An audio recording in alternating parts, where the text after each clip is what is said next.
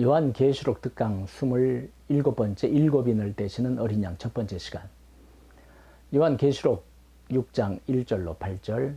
내가 봄에 어린 양이 일곱인 중에 하나를 떼시는데 그때 내가 들으니 내 생물 중에 하나가 우레소리같이 말하되 오라 하기로. 이에 내가 보니 흰말이 있는데 그 탄자가 활을 가졌고 면류관을 받고 나아가서 이기고 또 이기려고 하더라. 둘째 인을 떼실 때 내가 들으니 둘째 생물이 말하되 오라 하니 이에 다른 붉은 말이 나오더라. 그 탄자가 허락을 받아 땅에서 화평을 제하여 버리고 서로 죽이게 하고 또 큰 칼을 받았더라. 셋째 인을 떼실 때 내가 들으니 셋째 생물이 말하되 오라 하기로 내가 보니 검은 말이 나오는데 그 탄자가 손에 저울을 가졌더라. 내가 네 생물 사이로부터 나는 듯한 음성을 들으니 이르되 한 데나리온의 밀 한 되고 한 데나리온의 보리 석되로다. 또 감람류와 포도주는 해치지 말라 하더라. 넷째 인을 떼실 때 내가 넷째 생물의 음성을 들으니 말하되 오라 하기로 내가 보니 청황색 말이 나오는데 그 탄자의 이름은 사망이니 음부가 그 뒤를 따르더라. 그들이 땅 4분의 1의 권세를 얻어 검과 흉령과 사망과 땅의 짐승들로서 죽이더라. 사도 요한은 성령님의 감동하심을 입어 환상을 보았습니다. 그는 하늘의 열린 문을 통하여 천국에 들어가서 하늘 보좌에 앉으신 하나님을 보았지요.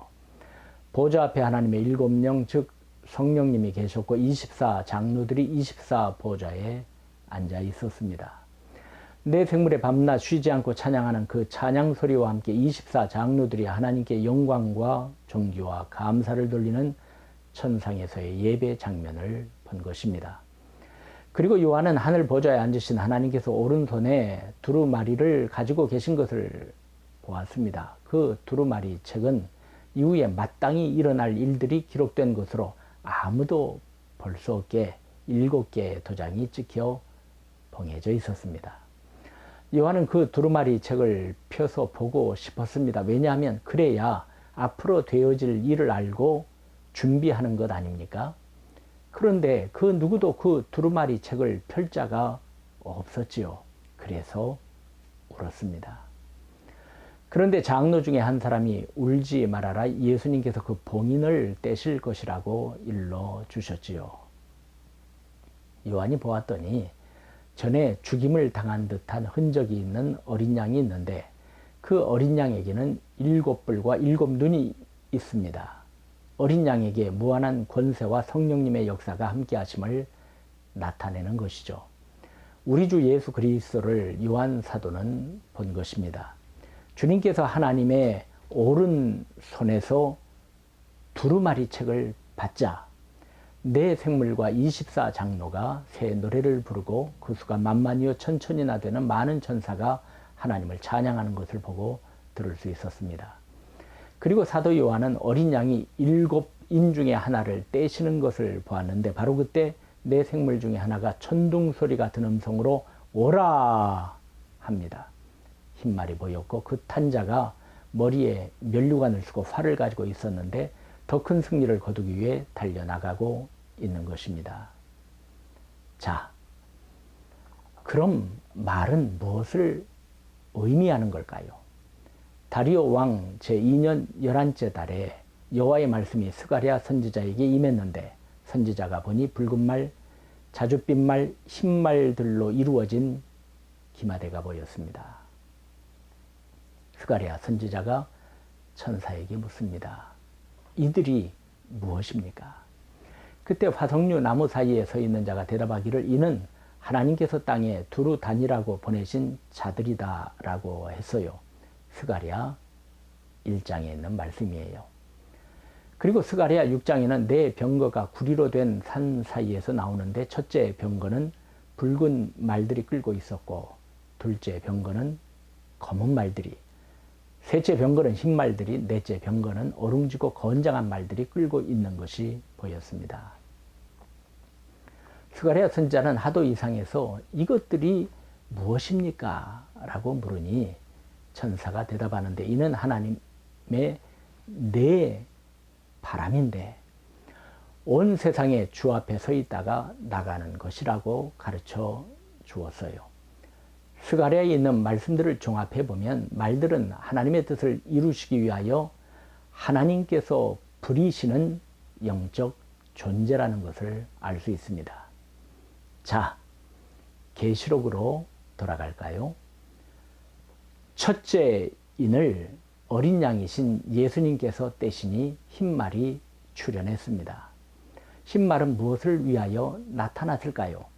성경을 살피면 예수님께서는 요한계시록 6장과 같은 말씀을 주후 30년경에 감람산에서 제자들에게도 하셨음을 알 수 있습니다. 말씀의 패턴과 내용이 같다고 볼 수 있어요. 그래서 감람산의 대화를 복음서의 소계시록이라고도 합니다. 마태복음 24장, 마가복음 13장, 누가복음 21장이 감람산에서 하신 말씀을 기록하고 있습니다. 사도 요한은 감람산에서도 예수님과 함께 하였고 요한계시록 6장의 환상도 본 것입니다. 그럼 마태 기자가 감람산의 대화를 기록한 마태복음 24장을 보겠습니다. 4절 5절이죠. 예수께서 대답하여 이르시되 너희가 사람의 미혹을 받지 않도록 주의하라. 많은 사람이 내 이름으로 와서 이르되 나는 그리스도라 하여 많은 사람을 미혹하리라. 예수님께서는 마지막 때에 되어질 일 가운데 첫 번째로 언급하신 것이 미혹이었습니다. 요한계시록 6장에서 첫 번째 인을 떼실 때 흰말이 보였는데 그 흰말은 미혹으로 보아야 할 것이라 생각됩니다. 계시록 19장에는 주님이 재림하실 때 흰말을 타시고 오신다고 예언되어 있지요. 11절로 13절입니다. 또 내가 하늘이 열린 것을 보니 보라 백마와 그것을 탄 자가 있으니 그 이름은 충신과 진실이라. 그가 공의로 심판하며 싸우더라. 그 눈은 불꽃 같고 그 머리에는 많은 관들이 있고 또 이름 쓴 것 하나가 있으니 자기밖에 아는 자가 없고 또 그가 피 뿌린 옷을 입었는데 그 이름은 하나님의 말씀이라 칭하더라. 이로 보건대 계시록의 흰말은 백마를 타고 오시는 예수님을 흉내내어 세상을 미혹하는 역사가 있을 것임을 미리 알려주신 것 아니겠어요? 이 미혹의 역사로 말미암아 많은 사람이 넘어갈 것인데 미혹을 받지 않도록 주의하라고 예수님은 감람산에서 말씀하신 것입니다. 오늘날 미혹의 역사가 너무도 많습니다. 내가 하나님이다. 내가 그리스도다. 내가 성령이다. 이미 예수님은 재림하셔서 어디에 계시다. 예수님께서 몇 년, 몇 월, 며칠에 재림한다 등 수만 가지 미혹과 유혹이 사람들을 꿰고 혼미하게 하여 진리에서 떠나게 합니다. 주님 오심의 날이 가까울수록 더욱 기승을 부릴 것임을 알 수 있습니다. 사도 요한은 두 번째 인을 떼시는 예수님을 봅니다. 3절 4절이죠. 둘째 인을 떼실 때에 내가 들으니 둘째 생물이 말하되 오라 하니 이에 다른 붉은 말이 나오더라. 그 탄자가 허락을 받아 땅에서 화평을 제하여 버리며 서로 죽이게 하고 또 큰 칼을 받았더라. 마태복음 24장 6절과 7절 상반절에 예수님께서는 무엇라 말씀하셨는지 보겠습니다. 난리와 난리 소문을 듣겠으나 너희는 삼가 두려워하지 말라. 이런 일이 있어야 하되 아직 끝은 아니니라. 민족이 민족을 나라가 나라를 대적하여 일어나겠고 이로 보건대 붉은 말은 전쟁을 상징한다고 보아야 할 것입니다. 그 탄자는 큰 칼을 받았다고 하는 것으로 보아 무시무시한 무기를 앞세워 전쟁의 참화를 불러올 것입니다. 예수님께서 이런 일이 있어야 하되 아직 끝은 아니다 라고 하신 것으로 보아 전쟁은 세상 끝날까지 계속될 것임을 알 수 있습니다. 사도 요한은 세 번째 인을 떼시는 어린 양을 봅니다. 5절과 6절이죠. 이번에는 현대인의 성경입니다.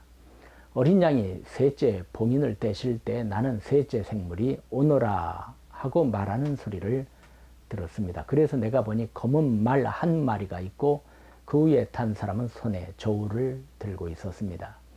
그리고 나는 내 생물 사이에서 나는 듯한 이런 음성을 들었습니다. 하루 품삯을 가지고 밀 1리터나 보리 3리터밖에 살 수 없는 흉년이다. 그러나 감람 기름과 포도주는 해치지 말아라.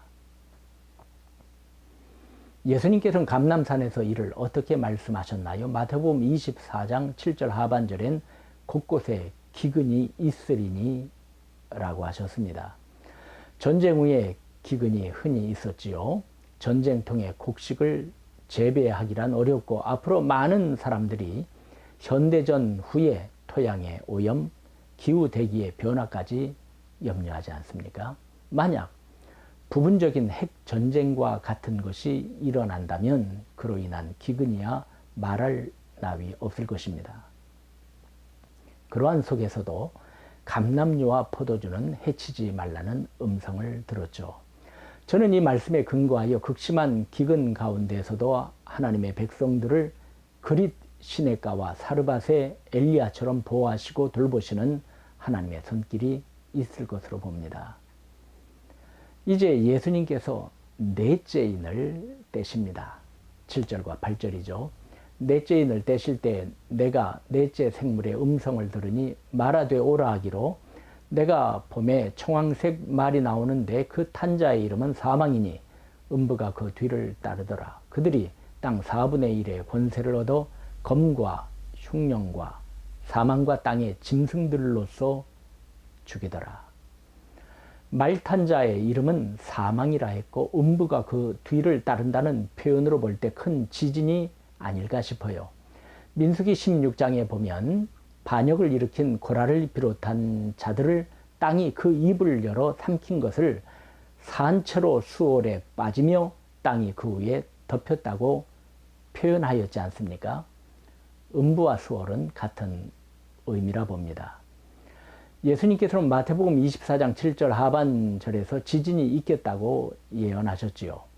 지진으로 인한 황폐함 속에 무법과 난폭과 폭력이 따르고 흉년이 이어지고 이 와중에 사망, 역병이 창궐하고 폐허 속에 먹이를 구하지 못한 짐승들로 인한 처참한 피해가 따르는 것을 표현한 것으로 이해할 수 있겠습니다.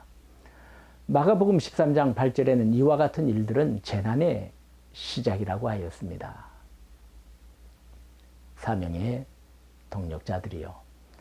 우리는 어린 양 되시는 예수님께서 인을 떼실 때마다 벌어지는 사건을 살피고 있습니다. 이 모든 것은 그 나라를 성도들에게 유업으로 주시기 위한 하나의 과정임을 잊지 말아야 할 것입니다. 우리가 담대한 것은 불 속에서도 구원해 주시고 사자들의 입을 막아주시고 물 가운데 지날 때에도 함께하사 물이 하나님의 백성을 침몰하지 못하게 지키시는 하나님이 계시기 때문입니다.